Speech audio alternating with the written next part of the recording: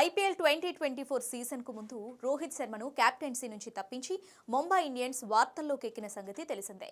రోహిత్ స్థానంలో హార్దిక్ పాండ్యాను తమ జట్టు కొత్త సారథిగా ముంబై ఫ్రాంచైజీ నియమించింది. ప్రస్తుతం క్రికెట్ వర్గాల్లో ఇదే హాట్ టాపిక్. రోహిత్ను కెప్టెన్సీ నుంచి తొలగించడంపై భిన్నాభిప్రాయాలు వ్యక్తమవుతున్నాయి. అయితే ముంబై ఫ్రాంచైజీకి సంబంధించి మరో వార్త ఇప్పుడు సోషల్ మీడియాలో వైరల్ అవుతుంది.